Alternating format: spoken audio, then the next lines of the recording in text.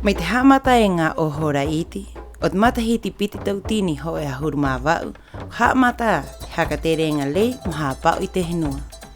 Te hakaterenga lei nei e airoa e toru waha, ki era hei reo tire, optimo, he latencia e he saturación.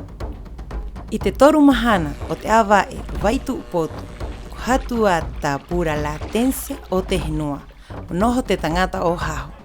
Te noho enga nei, he kimi te rāwea, o tae maha maha ino, te ngata ke i runga i te henua nei. Anai e hapao te tātou henua o tā kerero, te tātou aro nātura. Tā ato anu uke, ka o mai ena ki Rapanui paheruhia i te latencia, ina kairiwa a mo tā pura te raua prau moangai nei. Mo te nuu e airoa te prau moangai nei, hei awa e ta erahi, ina kairiwa o tā pura hoko u to raua prau moanga, me e utua o raua e ea mai te henua nei ki tano te iwa ahuru mahana. Ana i te nuuhanga mo to o mai to raua tangata moanga, e kimi hei ngata Rapanui o hei tangata nohoi nei, pe he kenu o he matua o te Rapanui.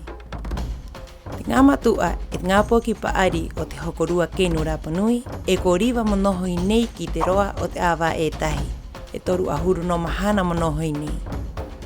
Moi he nua, o he koro, o he matua, o he poki paari o te nuu ke tano mo nohoi nei, mo o mai ki Rapanui i tapu he latencia, e ko tano mo nohi te henua ki te roa era e tahi awae, riwaro mo nohoi nei, e toru ahuru no mahana.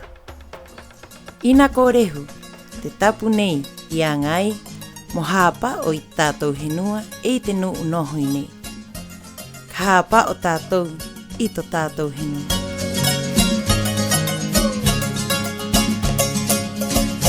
Eki ana